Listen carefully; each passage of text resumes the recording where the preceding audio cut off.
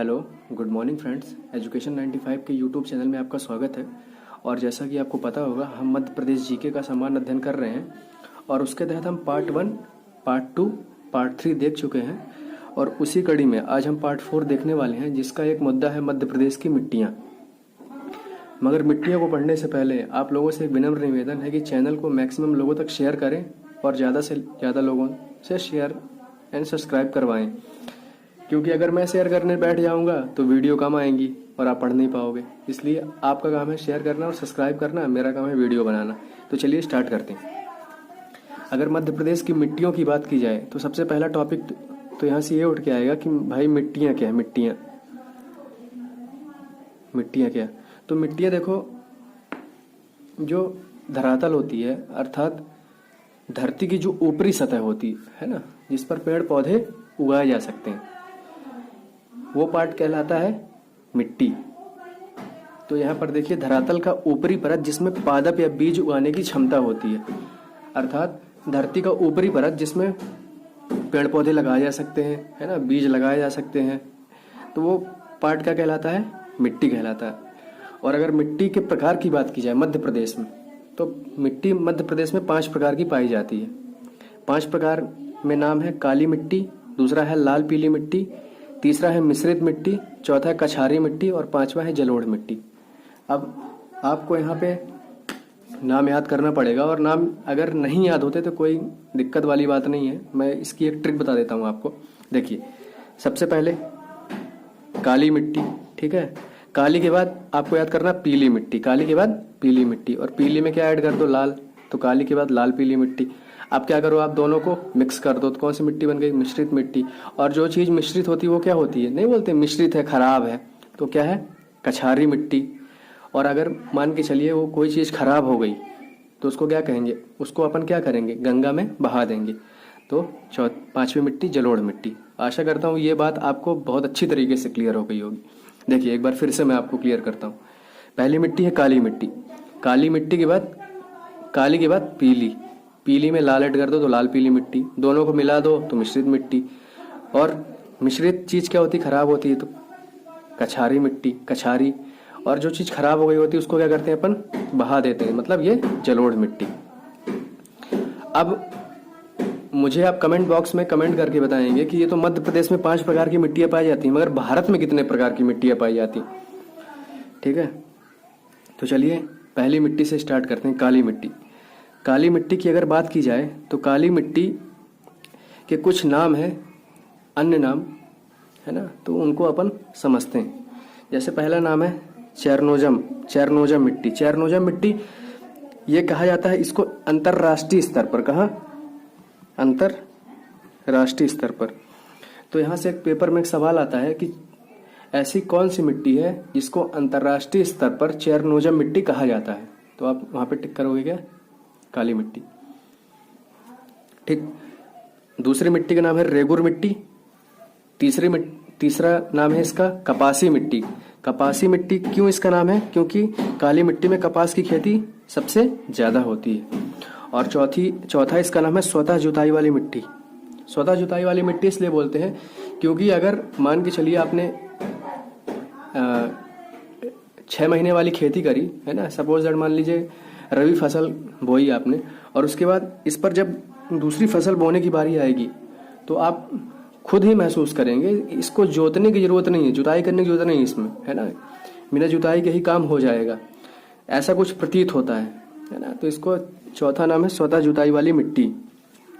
और 5वीं मिट्टी सर्वाधिक जल धारण करने वाली मिट्टी। ऐसा इसलिए इसका नाम पड़ा क्योंकि काली मिट्टी का एक गुण है कि वो पानी सबसे ज्यादा एब्जॉर्ब करती है, सबसे ज्यादा अवशोषण पानी का काली मिट्टी करती है, इसलिए सर्वाधिक जल धारण करने वाली मिट्टी भी इसको कहा जाता है। और लास्ट नाम है इसका लावा मिट्टी।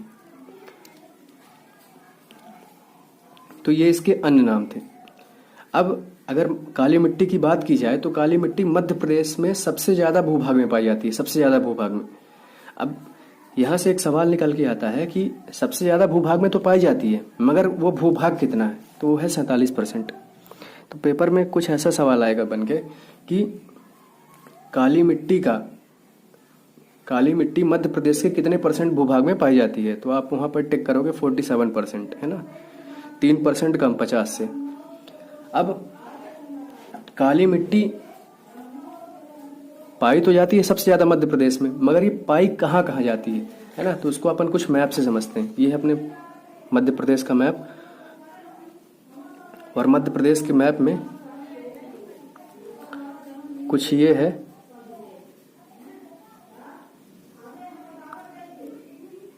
मालवा का पठार। किसका? मालवा का पठार।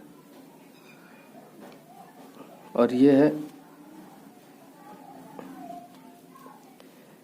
नर्मदा घाटी क्षेत्र, नर्मदा घाटी क्षेत्र। और ये है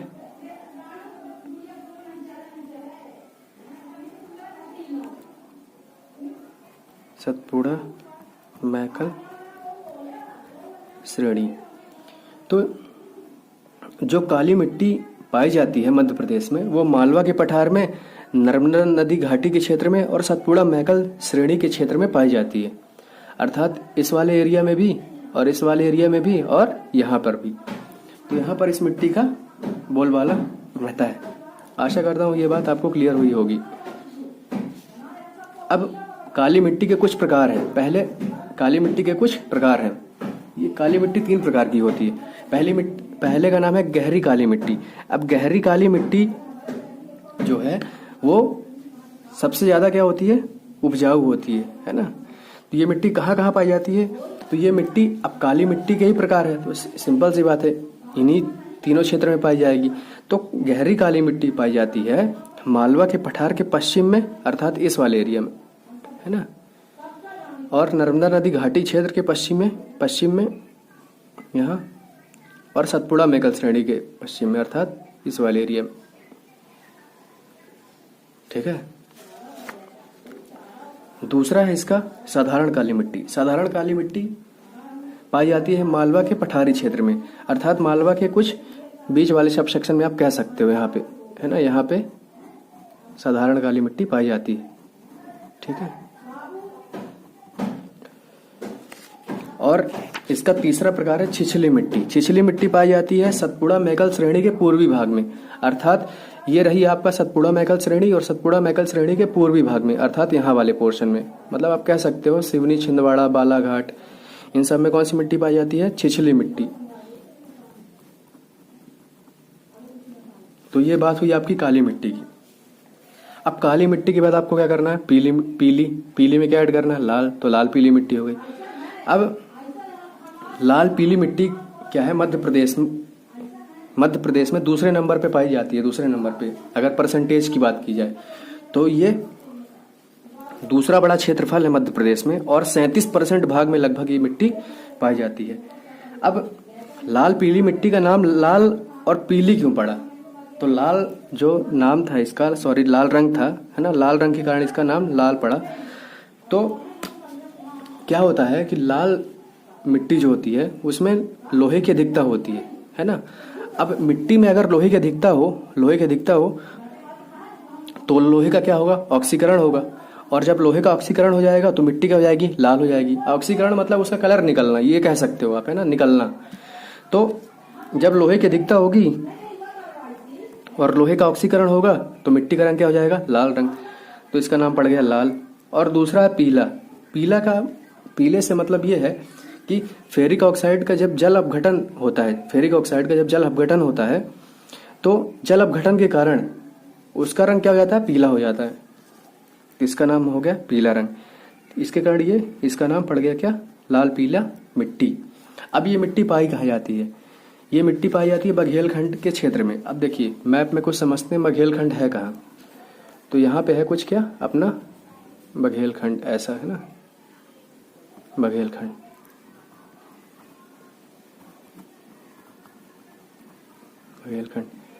और इस वाले पोर्शन में चावल की खेती सर्वाधिक होती है। किसकी खेती?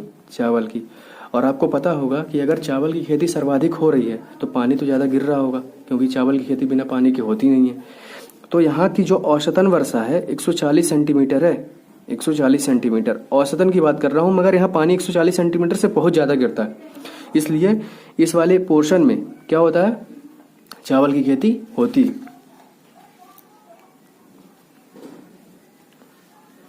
अब तीसरी मिट्टी पे अपन बात करते हैं। तीसरी मिट्टी का नाम है मिश्रित मिट्टी।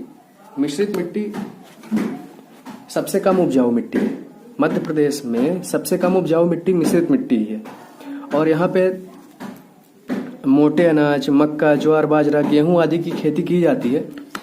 और अगर इसके क्षेत्र की बात की जाए कि ये कहाँ पाई जाती है, तो ये बुंदेलखंड के क्षेत्र में पाई जाती है। ये अपना बघेलखंड है, बघेलखंड के ऊपर बुंदेलखंड, यहाँ पाई जाती है बुंदेलखंड, और यहाँ पे पाई जाएगी मिश्रित मिट्टी, है ना, मिश्रित मिट्टी। अब अगर मिश्रित मिट्टी की बात की जाए तो एक डाटा है कि एमपी के पीछे होने का कारण मिश्रित मिट्टी भी है, क्योंकि एमपी के बुंदेलखंड क्षेत्र में ये पाई जाती है और ये कम उपजाऊ है। और आपको पता होगा कि अगर मिट्टी कम उपजाऊ है तो खेती कम होगी, और अगर खेती कम होगी तो किसान समृद्ध नहीं होंगे, और अतः राज्य की अर्थव्यवस्था में कहीं ना कहीं प्रभाव पड़ेगा। तो मध्य प्रदेश के पीछे होने का कारण भी ये मिश्रित मिट्टी है, कहीं ना कहीं है ना। तो यहां से आप समझ सकते हैं मिश्रित मिट्टी।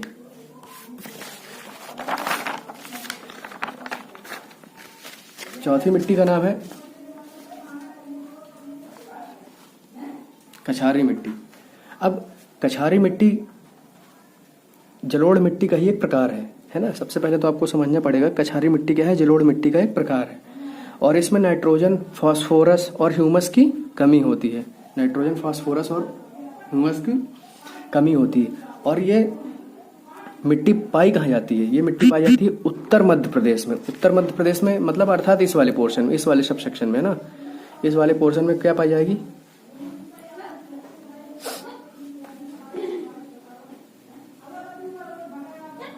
कछारी मिट्टी। इस वाले पोर्शन में कछारी मिट्टी पाई जाएगी, ठीक है। और ये वाला पोर्शन है, आप लिख सकते हो यहाँ पे भिंड, मुरैना, श्योपुर, है ना। इस वाले पोर्शन में क्या पाई जाती है? आपकी कछारी मिट्टी पाई जाती है। आशा करता हूँ ये मिट्टी भी आपको अच्छी तरह से क्लियर हो गई होगी। और लास्ट मिट्टी का नाम है जलोढ़ मिट्टी, जो कि सबसे ज़्यादा उपजाऊ है मिट्टी है मध्य प्रदेश में। और आपको पता होगा जो चीज़ सबसे ज़्यादा उपजाऊ होती है उसकी जो चीज़ की डिमांड सबसे ज़्यादा होती है वो चीज़ उतनी ही कम मात्रा में पाई जाती है। जैसे आप सोना को ले लीजिए, हीरा को ले लीजिए, है ना। तो ऐसी मिट्टी, जलोढ़ मिट्टी मध्य प्रदेश के 3% भाग में पाई जाती है, 3% भाग में, और ये सबसे ज़्यादा उपजाऊ मिट्टी है। यहाँ पे गन्ने का उत्पादन सबसे ज़्यादा होता है, गेहूं, ज्वार, सरसों, मक्का आदि का उत्पादन यहाँ पे सबसे ज़्यादा होता है। और ये मिट्टी भी वहीं पाई जाती है जहाँ पे कछारी मिट्टी पाई जाती है, अर्थात उत्तर मध्य प्रदेश में, अर्थात भिंड, मुरैना, श्योपुर, ग्वालियर आदि में ये मिट्टी पाई जाती है। देखो ये मिट्टी के पाए जाने का कारण क्या है, मैं बताता हूँ आपको मैप से। ये मिट्टी, कछारी मिट्टी और जलोढ़ मिट्टी यहाँ पे पाई जाती है उत्तर मध्य प्रदेश में। देखिए यहाँ से एक नदी निकलती है जाना पाव की पहाड़ियाँ से, इंदौर के मऊ के जाना पाव की पहाड़ियों से एक नदी निकलती है, और वो कुछ ऐसे जाती है, उसका नाम है चंबल नदी, है ना। और चंबल नदी यहाँ पे क्या करती है? अपर्दन करती है। और इस चंबल नदी के द्वारा इतना सारा जलोढ़ यहाँ पे निक्षेपित कर दिया गया है, इतना सारा जलोढ़ निक्षेपित कर दिया गया है कि ये मिट्टी बहुत क्या हो गई है? उर्वरक हो गई है।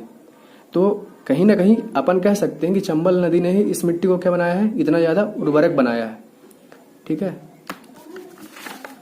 तो ये हुई अपनी मिट्टी वाली बात। और अब मिट्टी के बाद एक छोटा सा टॉपिक और है, मैंने सोचा कि इसी पार्ट में क्यों ना कवर कर दिया जाए, इसके लिए अलग वीडियो मेरे हिसाब से बनाने की जरूरत नहीं है। तो मृदा पर्दन, अब समझने वाली बात है कि मृदा पर्दन होता क्या है। मृदा पर्दन ये होता है कि जो नदियों द्वारा, है ना, या वर्षा के पानी द्वारा जो मिट्टी का घटाव होता है ना, उसको बोलते हैं मृदा पर्दन। जरूरी नहीं है कि पानी के द्वारा ही हो, भूस्खलन भी होता है, उसको भी बोल सकते हो आप, ठीक है। तो मृदा पर्दन ये कहलाता है, ठीक। अब पहला फैक्ट तो ये है कि चंबल नदी द्वारा मैक्सिमम अपर्दन होता है ना। अगर पूछा जाए कि सबसे ज्यादा अपर्दन मध्य प्रदेश में कौन सी नदी करती है, तो आप टिक करोगे चंबल नदी। तो चंबल नदी मध्य प्रदेश में सबसे ज्यादा अपर्दन करती है। अब क्या होता है कि चंबल नदी, देखिए मैंने आपको समझाया था कि चंबल नदी कुछ ऐसे अपर्दन करती है। चंबल नदी ऐसे ऐसे निकलती है और यहाँ पे श्योपुर भिंड मुरैना में क्या करती है, अपर्दन करती है। तो जो ये अपर्दन करती है इसको बोलते हैं गली अपर्दन या अवनालिका अपर्दन। अब गली अपर्दन या अवनालिका अपर्दन क्या है, तो देखिए जब कभी आप भिंड जाओगे, मुरैना जाओगे, तो बोलते हैं ना नक्सली एरिया है, नक्सली एरिया है। तो नक्सली एरिया इसलिए है क्योंकि इस नदी ने, चंबल नदी ने यहाँ पे अपर्दन कर करके क्या किए हैं, गड्ढे बना दिए, गड्ढे।